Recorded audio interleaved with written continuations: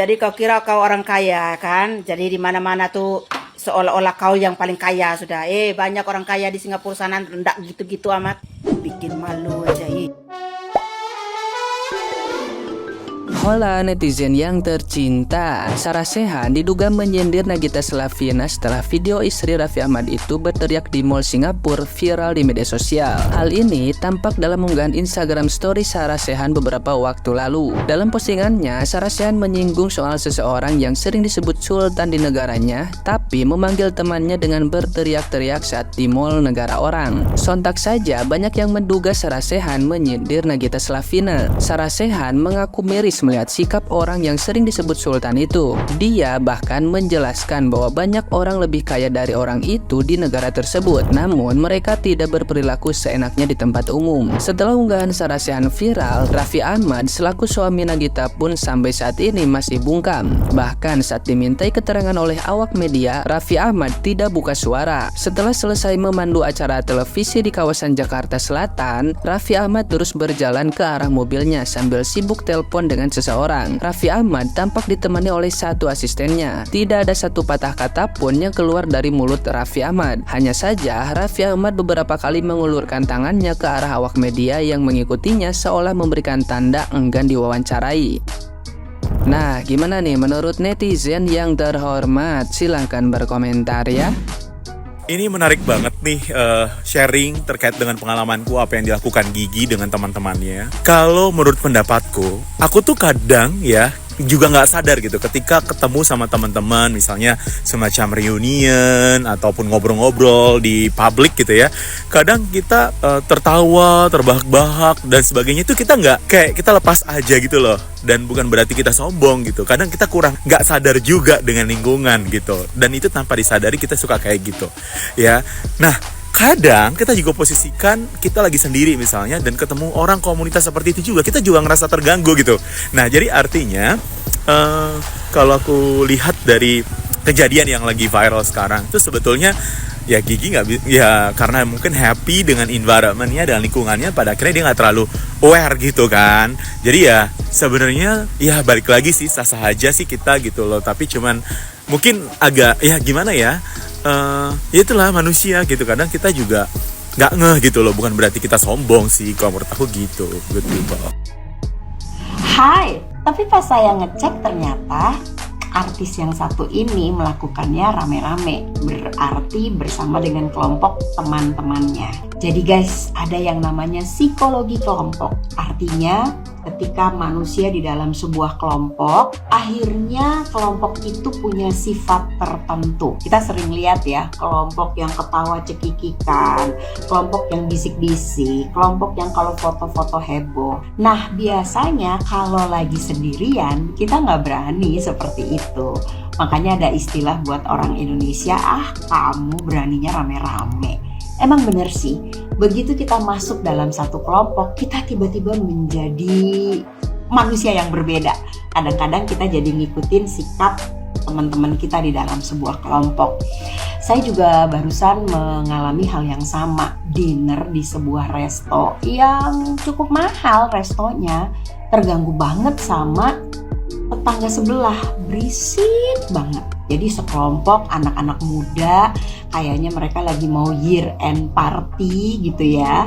Dan mereka foto sambil menjerit-jerit, cross kado alias tukeran kado. Begitu terima kado teriak, lalu foto lagi.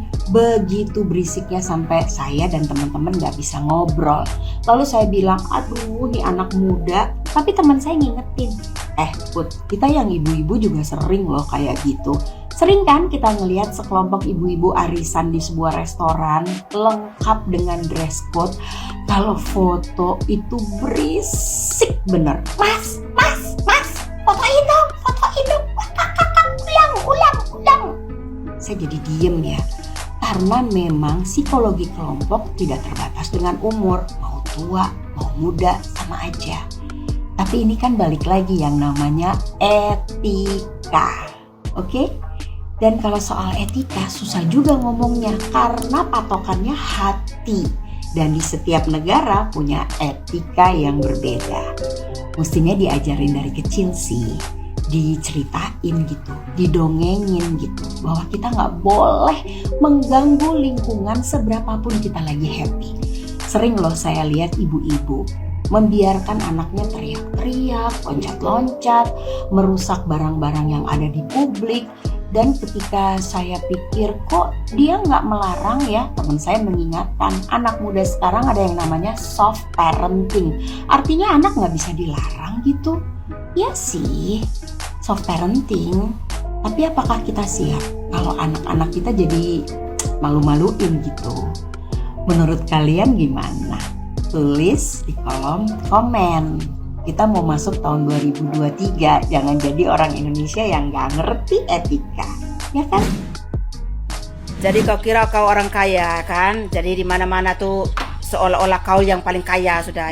Banyak orang kaya di Singapura sana enggak gitu-gitu amat. Bikin malu aja. Sudah disanjung di Indonesia sini bilang orang inner beauty. Baik. Orang gak sombong. Model begitu. Tolong dijaga juga ya. Orang kaya tapi tolong dijaga juga supaya ini apa? Etika itu penting ya. Etika itu tidak memandang orang kaya dan orang miskin, kecil dan besar ya. Tolonglah. Etika itu dijaga. Ya, pintar tapi tidak punya etika susah ya. Bukan hanya kamu saja yang orang kaya, masih banyak orang kaya di sana. Tuh dengar itu. Makasih Ibu Sarasehan, makasih. Sesuatu hal yang asli itu, aduh susah diperbincangkan. Makasih.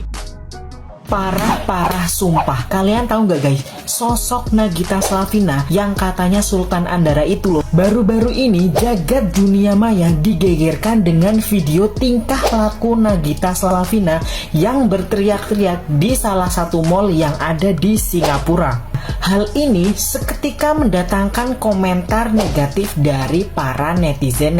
Bahkan ada seseorang dari kalangan selebriti yang juga mengkritik tingkah laku dari Sultan Andara tersebut. Ya, betul sekali. Sarasehan merupakan salah satu selebriti yang juga mengkritik tingkah laku Sultan Andara tersebut. Sarasehan bahkan menuliskan cuitan di salah satu media sosialnya yang banyak netizen menganggap bahwa itu adalah sebuah kritikan untuk Nagita Slavina. Jika dilihat dari komentar para netizen, memang hal tersebut menjadi sebuah pro dan kontra terhadap sikap Nagita Slavina tersebut. Menurut kalian gimana guys? Siapa yang benar? Dan kalian termasuk tim mana nih? Tim Nagita Slavina atau tim Sarasehan?